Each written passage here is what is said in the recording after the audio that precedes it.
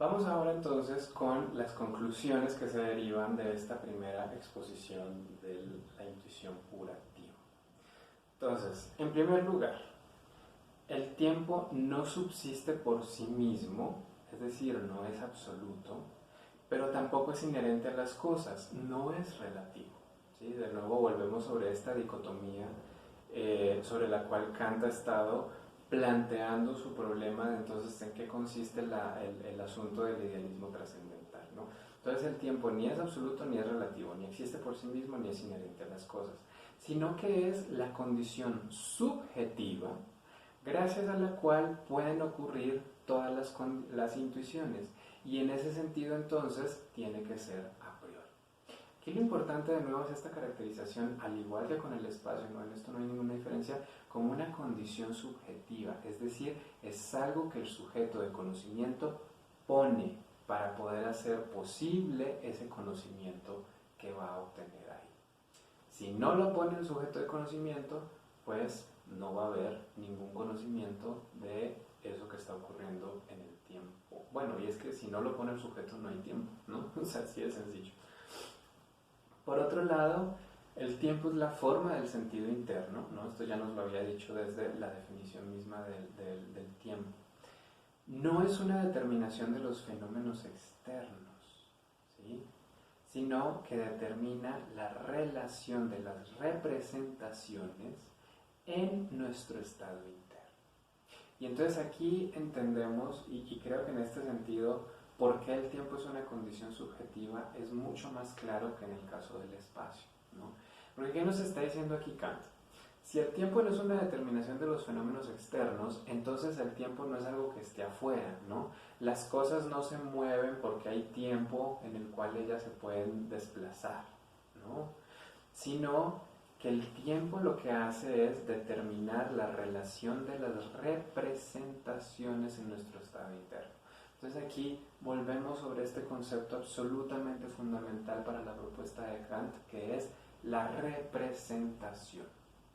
Nosotros con lo único que nos la vemos, con lo único que nos relacionamos para poder obtener conocimiento es con representaciones, ¿sí?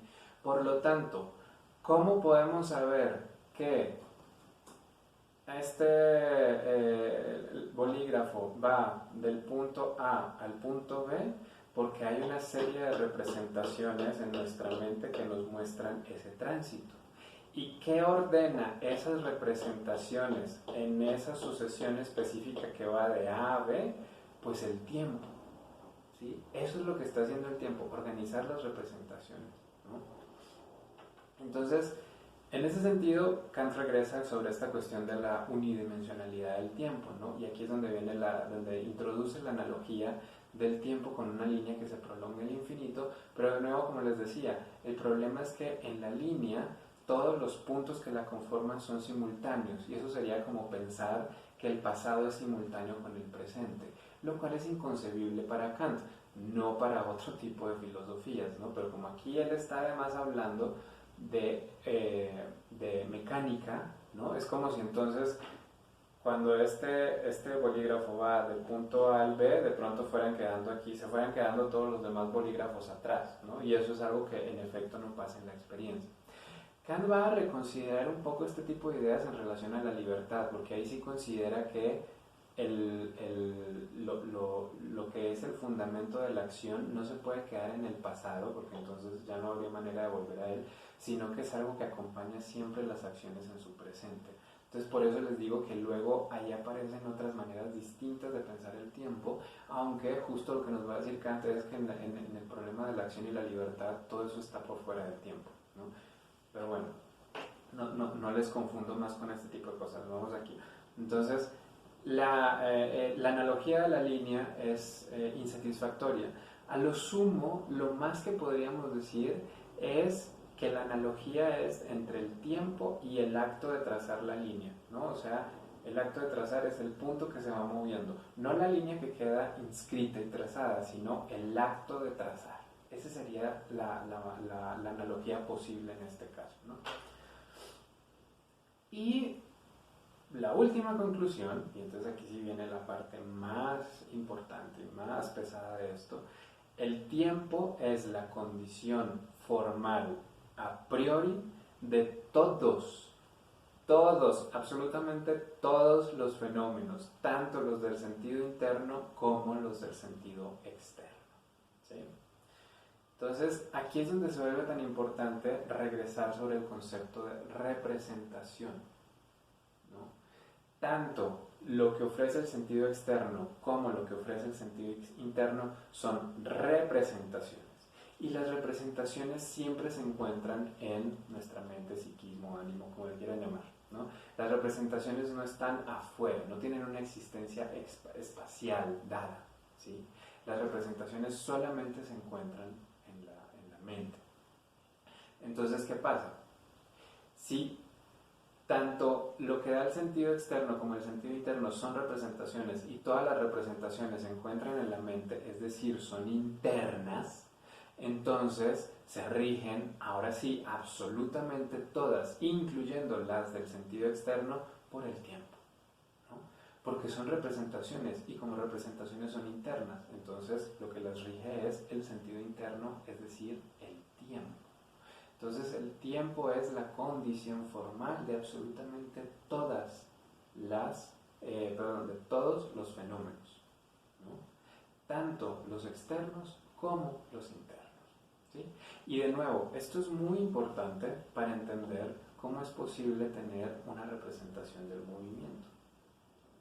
Porque si en efecto el movimiento fuera una propiedad de las cosas que están fuera de nosotros y el tiempo fuera algo que existe por sí mismo, entonces no habría manera de comprender cómo es que se forma esa representación. O más bien, siempre quedaría ese abismo entre la representación que nosotros tenemos de lo que ocurre y lo que en efecto está ocurriendo. Kant justamente lo que está haciendo aquí es evitarse ese problema de que quede esa zanja entre lo que pasa allá afuera y lo que ocurre en nosotros. Porque precisamente nosotros a lo único que tenemos acceso es a la representación, ¿sí? Finalmente, la sensibilidad, eso es lo que está garantizando. Si la sensibilidad es esta capacidad de ser afectado, ¿no? Entonces la sensibilidad es una suerte de límite entre lo que está por fuera del sujeto y lo que está al interior del sujeto. Por lo tanto, todo lo que afecte a la sensibilidad de inmediato se va a convertir en una representación indeterminada que hace la sensibilidad y ya por ende está al interior del sujeto.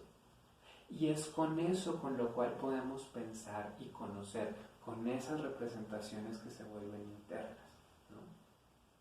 Entonces, en esa medida es que el concepto de representación es tan importante, porque justamente eso es lo que le garantiza a Kant evitarse varias cosas. Uno, la pregunta de, bueno, ¿y entonces dónde queda eso que está fuera de nosotros, ¿no? ¿Y existe o no existe el mundo externo? ¿Es real o no es real? Nos lo estamos inventando. Y por el otro lado, es lo que le permite entonces a él tomar como punto de partida justo al sujeto del conocimiento y no a las cosas que está tratando de conocer, ¿sí? Porque el punto nodal o central son las representaciones. Todo el conocimiento es representacional y nosotros a lo único que tenemos acceso es a esas representaciones, ¿sí? Por eso dice Kant, si tratáramos con cosas en sí, ¿no? Que entonces ahora sí sería como si nuestro conocimiento no proviniera de las representaciones que se forman gracias a la sensibilidad, sino directamente de las cosas que están allá afuera, entonces el tiempo no sería nada, ¿no? O tendría que ser algo que también tiene existencia propia y absoluta allá afuera. Sin embargo, el tiempo es una condición subjetiva, ¿sí?, de nuestra forma de racionalidad, de una racionalidad finita con una intuición sensible. Pero, a pesar de que es una condición subjetiva, es objetiva, en tanto que es condición de posibilidad de todos los fenómenos y es válida para todos los sujetos racionales finitos con una intuición sensible como la nuestra, ¿no? Volvemos, en ese sentido no se distingue del razonamiento que hace Kant con respecto al espacio, ¿no? Entonces, todo lo que puede aparecer de manera sensible está condicionado por el tiempo. Y en tanto que está condicionado por el tiempo, entonces quiere decir que si el tiempo lo organiza, pues es objetivo y válido para absolutamente todos los sujetos de conocimiento. Eso de nuevo nos lleva al problema de la idealidad trascendental y el realismo empírico del tiempo. Entonces, el tiempo es ideal, tiene idealidad trascendental porque si se abstraen las condiciones subjetivas, es decir, si se quita el sujeto, el tiempo no es nada, el tiempo desaparece. Pero tiene realidad empírica porque es lo que hace posible todos los fenómenos que nosotros consideramos empíricos, ¿sí? Pero de nuevo, los fenómenos que son para nosotros, ¿no? Los fenómenos que sean para Dios o los fenómenos que sean para otro tipo de racionalidad distinta de la nuestra, ahí no podemos hablar. Sobre eso no podemos juzgar ni establecer criterios. Pero, como Kant nos está diciendo, es que vean, mi propuesta es esta: sin tiempo y espacio no podemos conocer nada. Todos los que seamos seres racionales finitos con una intuición sensible, es decir, todos los seres humanos.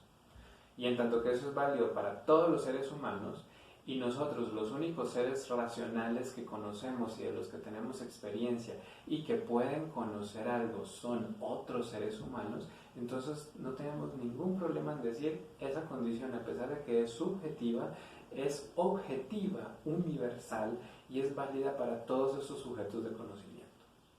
¿Sí? El día que lleguemos a una demostración de la existencia de Dios, o el día que aparezcan otro tipo de seres racionales que son capaces de conocer y que lo hagan de una manera distinta a la nuestra, ese día entonces ya diremos, bueno, esto no es tan universal. Pero por lo pronto, que solamente tenemos, digamos, prueba o evidencia de que solamente son los seres humanos, es universal, porque es el único sujeto de conocimiento del cual tenemos certeza que existe. ¿Listo? Bueno, que aquí de nuevo, ¿no? Subjetivo quiere decir que depende de un sujeto, en este caso de un sujeto trascendental y universal, y eso no afecta la objetividad de lo que hace posible, pues precisamente es antes lo que garantiza o condiciona la necesidad o universalidad de aquello que se conoce, ¿no? Ahora, sobre este doble movimiento de idealidad trascendental y realidad empírica es que depende o descansa la posibilidad de que el conocimiento de las ciencias sea verdadero y certero, ¿sí? Justamente de esas dos cosas, ¿no? De saber que, por un lado, hay un sujeto de conocimiento que es universal y que tiene una estructura donde están estas intuiciones puras y que ellas entonces son las que posibilitan o configuran que aparezca algo como fenómeno, pero al mismo tiempo eso, el hecho de que sean objetivas y que tengan realidad empírica, nos permite entonces dar el otro paso y decir, bueno, si estas condiciones son subjetivas, pero no se lo están inventando, precisamente porque la sensibilidad es pura receptividad. Entonces hay algo distinto de ella que la afecta, y nosotros lo configuramos de esta manera, y entonces esto se ve y se entiende así.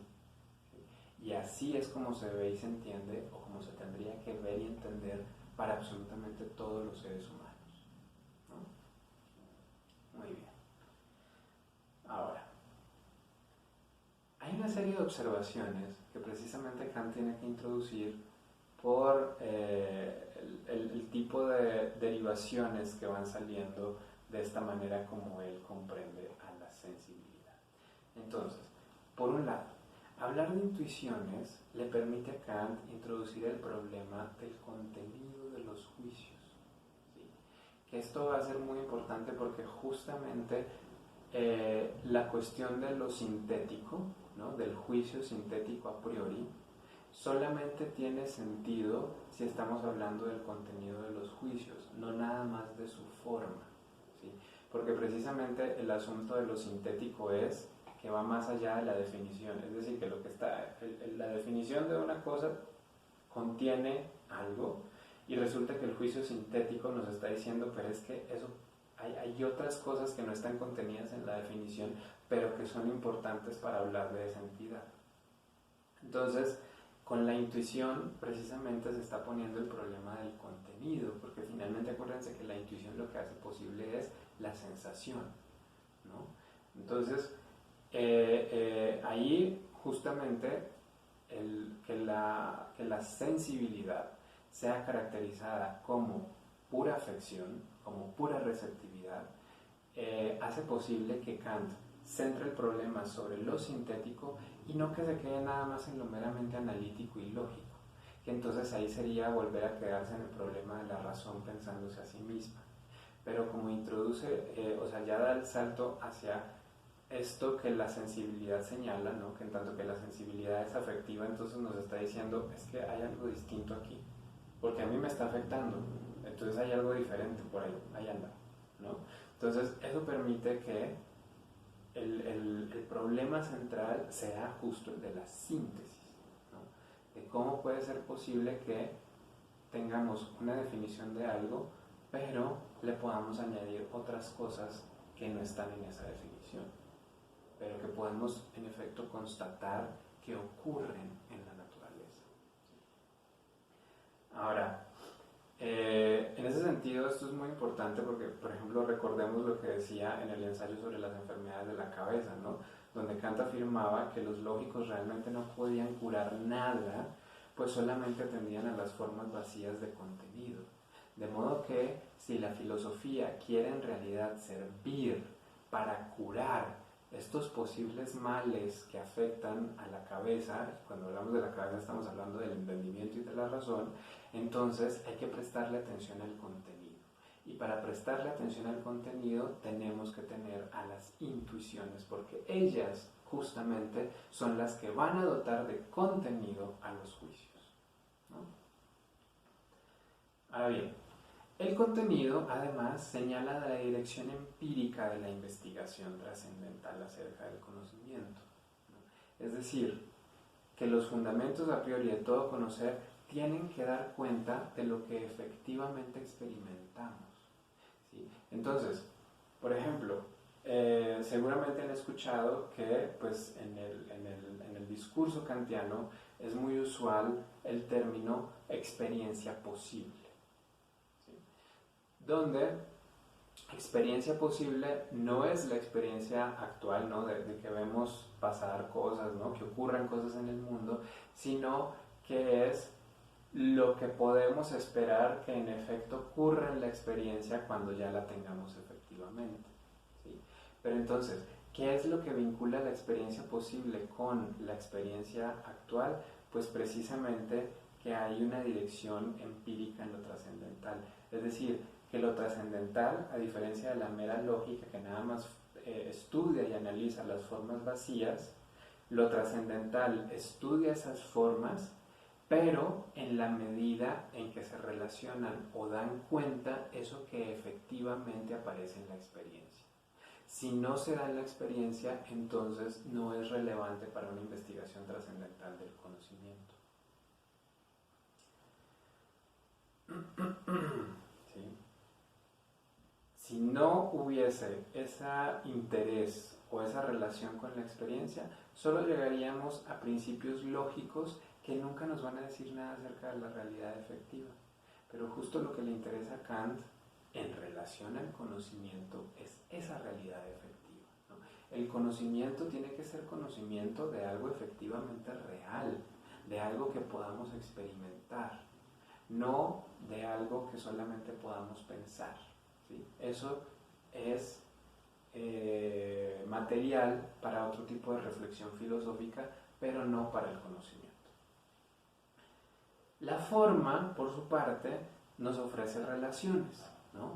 Ya sea relaciones de lugar, como veíamos en el caso del espacio y sus regiones, de cambio de lugar, como es el movimiento, y las leyes de ese movimiento, es decir, cuáles son las fuerzas motrices. Y aquí de nuevo está muy ligado a todo el planteamiento de Newton. Pero bajo ninguna circunstancia la forma nos va a decir qué es lo que ocupa ese lugar, qué es lo que se está moviendo ahí o qué es sobre lo que están actuando las fuerzas, ¿no? Ese qué es lo que se está moviendo, qué es lo que está ahí, o qué es o sobre lo que actúan las fuerzas, únicamente nos lo puede dar las intuiciones puras, ¿no? Bueno, las intuiciones. Y por último, ¿no? Vale la pena agregar que esta manera como concibe Kant al fenómeno, como lo que aparece, ¿sí? Si recuerdan la vez pasada que les decía, es que la palabra en alemán es Erscheinung, y Erscheinung literalmente quiere decir algo que aparece, ¿no? Algo que de pronto emerge y aparece ante nosotros, ¿sí? Pero entonces, lo que aparece es distinto de la apariencia, ¿no? O sea, lo que aparece no es una apariencia, ¿sí? Eso es una distinción importante, y sobre esto, por ejemplo, hace mucho énfasis Deleuze en sus clases sobre Kant, en sus clases ya posteriores a diferencia y repetición y todo eso, porque antes de diferencia y repetición Kant era así como el enemigo acérrimo de Deleuze, y él incluso lo confiesa, ¿no? Que en sus primeros libros trataba a Kant como un enemigo, y ya luego va viendo que puede haber otras cosas.